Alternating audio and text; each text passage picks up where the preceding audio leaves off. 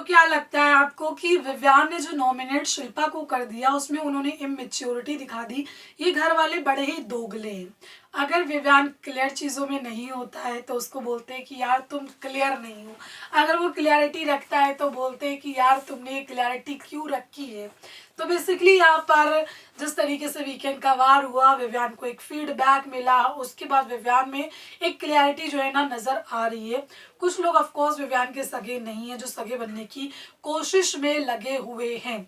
अभी यहाँ पर जो है ना नॉमिनेशन टास्क हुआ जिसमें जो टाइम गॉड है, बेसिकली ये नॉमिनेशन टास्क क्यों हुआ उसका भी कारण आप समझिएगा। ये नॉमिनेशन टास्क तो एक कॉफ़ी पिलाने का ऐसे ही मकसद था। बेसिकली यहाँ पर जो हर एक सीज़न में बिग बॉस के मेकर्स चाहते हैं कि एक लव स्टोरी जो है ना वो बने ही बने। पिछले सीज़न में बहुत ज़्यादा इन्होंने कोशिश की, ओटीटी में बहुत कोशिश की थी, लेकिन जो कि अनफॉर्चुनेटली नहीं हो पाया। लेकिन इस सीज़न में इनको दो लव स्टोरियाँ मिल रही हैं, तो ये सोच रहे हैं कि इसमें से एक तो बनी जाए जिस पर पूरा जो ये 1 महीना बचा है हम खेलेंगे। तो यहाँ पर हाँ कर दे ईशा, तो इसलिए चीज़ें हुई है। बेसिकली वो जो टिक क्रॉस वाली चीज़ें थी, तो आप समझ रहे होंगे, आप भी इतने नादान नहीं है। फिलहाल यहाँ पर नॉमिनेशन टास्क हुआ जिसमें 3 लोगों को जो है ना मौका नहीं मिला नॉमिनेट करने का, जिसमें से दिग्विजय और कशिश और साथ ही यहाँ पर चाहत पांडे वो कंटेस्टेंट थी जिनको नॉमिनेट करने का मौका नहीं मिला। बाकी लोगों को मौका मिला जिन लोगों ने दो लोगों को नॉमिनेट किया। लेकिन हाईलाइट पॉइंट था यहाँ पर जो कि विव्यान ने शिल्पा शिरोडकर को नॉमिनेट किया। रीज़न दिया कि ये क्लियर नहीं है, इनमें क्लियरिटी नहीं है।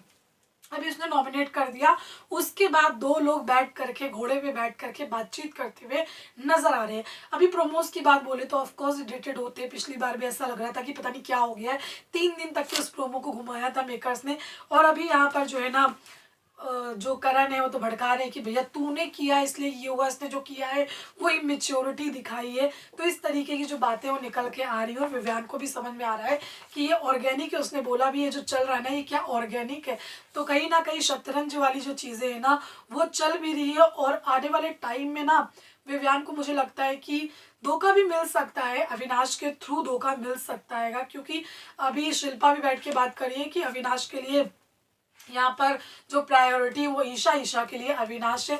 और मुझे नहीं लगता है कि विव्यान को किसी की प्रायोरिटी की ज़रूरत है। उसके फैंस ही काफ़ी है और वो अकेला ही काफ़ी है। उसने दिल से दोस्ती निभाई है जो कि वो निभाता हुआ नज़र आ रहा है। लेकिन कुछ लोग ऐसे हैं जो कि उतनी अच्छी तरीके से जो दोस्ती है उसको नहीं निभा पा रहे हैं। एक रीज़न दिया, रीज़न दे करके नॉमिनेट कर दिया, उसके बाद मौका मिला सेव होने का तो वहाँ पर फ्रीज़ हो गए। फ्रीज़ होने की एक्टिंग की। आज इस पर विव्यान ने सवाल भी उठाया कि ये फ्रीज़ हो गई तो तुमको तो लेना चाहिए था ना फोटो। तो उसने भी फोटो नहीं लिया क्योंकि विव्यान डिसीना को बेसिकली बचाना ही नहीं चाहते थे। क्योंकि अब 2 माइंड हो सकते हैं, या फिर ये बच जाएगा या फिर उनको बचाना ही नहीं था। लेकिन बग्गा को भी ये नहीं बचा पाए। फिलहाल क्या कहना चाहेंगे आप इस पर जरूर बताइएगा। विव्यान ने जो नॉमिनेट किया वो सही था या फिर गलत? Thank you.